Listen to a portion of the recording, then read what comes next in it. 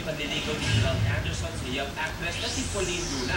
Ayon sa mga balita, nagkakilala daw si Gerald at Pauline nang i-introduce sila sa isa't isa ng best friend ni Pauline na si Carla Humphries, and from then on, naging regular na raw sa mga tapings ni Pauline.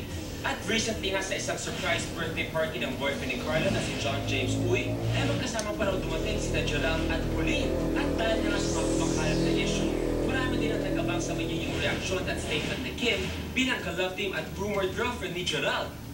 At ang big reveal, last Sunday sa isang interview ni Kim sa POV segment ng The Buzz, inamin nito na may nafe-feel daw siyang pagseselo sa mga lumalabas na issue. Slight totoo? Yes. Medyo lang. And now, ang final statement ni Kim at Gerald malalaman na dahil for the first time, magkasama nilang kaharapin ang mga intriga. Kim Chiu at Gerald Anderson, live na live sa Entertainment Live. And as promised, Luis, live na live sa Entertainment Live. Pero may sinabi ka dun sa BTR, for the first time, sabay nilang haharapin ang issue. Sabay nilang sasagutin. Pero hindi sila first timer dito sa Entertainment Live. Definitely not. Pero ito nga, first time nilang sasagutin yung mga issues na ibinabato sa tampuhan. Actually, may napansin ako, Luis, nung pumunta sila dito hindi sila nag-uusap masyado. Ay? Ha? Oo, bakit hindi sila nag-uusap kanina? Tinatanong ko si Gerald, ano yung kay Pauline Luna? Ano, totoo ba yun? Sabi niya hindi daw. Nasaan si Kim nung time na yun? Sa nasa bahay. Nasa bahay si Kim yun. Ba't di ka pumunta ng party? Kaya invited din. Ay! Then nabasa ko rin yun, hindi ka ba talaga na-imbita? Or nabasa ko na parang in-assume lang kasi na pag pumunta ka sa party, syempre kasama mo si Kim? Actually, kasi galing ang rehearsal nun. Tapos yun, tinext ako ni Carla, sabi niya, surprise birthday daw ni John James. So yun, I just went by for, sandali lang yun, for 15 minutes at least. Ayan. Luis, pag-usapan natin yung sinabi ni Kim na may slight na totoo. Anong slight? Ano yung slight totoo? Pwedeng hindi Can totoo? you clarify Pwedeng that? totoo? Ano yung slight na totoo? Bakit may slight? Wala lang. Bakit may slide? Hindi ka naman sasagot ng slide kung wala kang... Sabi ba, slight totoo? Okay, ano yun? Explain Ano me. lang? Wala. Medyo lang, syempre. Ay, nako! Bakit mo kasi binibigyan ng reason para magtampo si Kim? Ikaw naman? Hindi naman, wala Kaya naman. matanong nga kita, tampo ba yan o selos? Bakit ako? Dapat siya. Siya yung Ako magsiselos? Ba't ang- Okay, para fair, si Jonah tatanungin ko. Kim, selos ba yan o tampo? Ano? Wala. Ewan ko ano na yun. Syempre. Ano? Love keep going. Tapos hanap siya ng iba. Aba, teka lang. Kayong dalawa ha.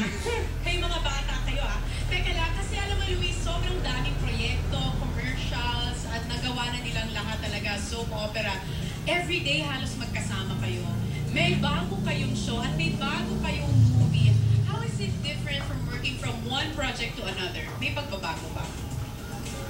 Wala. Parang nasanay na kami na komportable na kami sa isa't isa. Ganyan-ganyan. Tapos, yun. Masaya. Masaya. Ay! Pero Gerald, how do you make it different para sa mga tagahanga nyo? Kasi every day we work together, mas nagiging close kami. So every day we learn new things about each other. So yun, makikita nila yun on screen and off screen. Pero Kim, ang tanong ng lahat, sinagot mo na ba talaga si Gerald na hindi na kumaamin? Hindi pa talaga. Wala. No commitment. No commitment, no comment. Ano commitment para masaya? Pwede ka naman party para masaya. Surprise party na. Pero alam mo, kaya cute yung love team nila kasi nakakakilig talaga silang dalawa, no? Lagi silang nakakatuwang panuurin magkasama. Basta pag umamin kayo, ay, bakit naging kayo na? Amin kayo, ha? Mamaya, amin kayo, break na kayo. Ay, nako, wag ganon. Ay, nako. Pero Kim, Gerald, ba't di ako sila imbitahan na manood ng Shake, Rattle, But before invitation, ha? Yes. O, bago yung kiss na yan, ha? Teka lang, because this is very, very puso sa showbiz. Okay. Are you exclusively dating? Wala na kasing tayo pag-date. Sa taping na lang, tsaka sa shooting magkasama. Oo, kita mo. Hindi kayo nakakalabas, hindi kumain sa mga restaurants, Eh, mag-movie.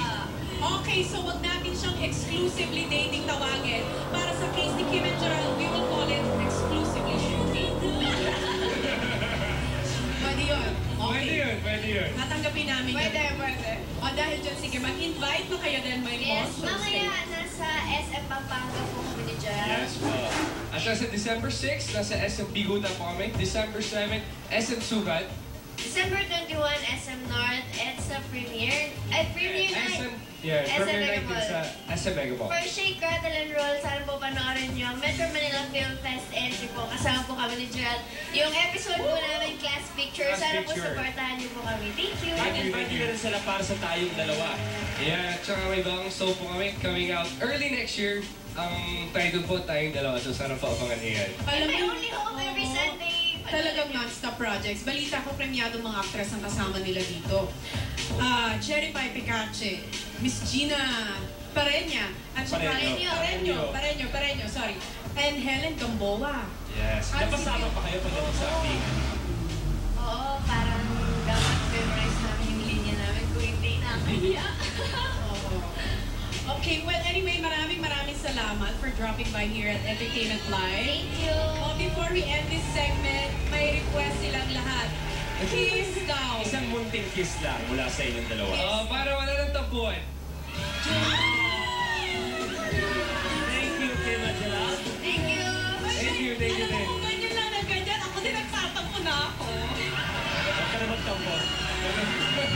Baka may magalit. Ang statement ni Juday planning for the Oscars. Wala na talaga makakapigil sa mission ng young superstar as she is bent in bringing glory for Pinoy sa biggest award-giving body in America. Kaya naman tumutok at sumuporta ang Entertainment Live sa fundraiser niya para sa kanyang pelikula. Panoorin po natin to. First,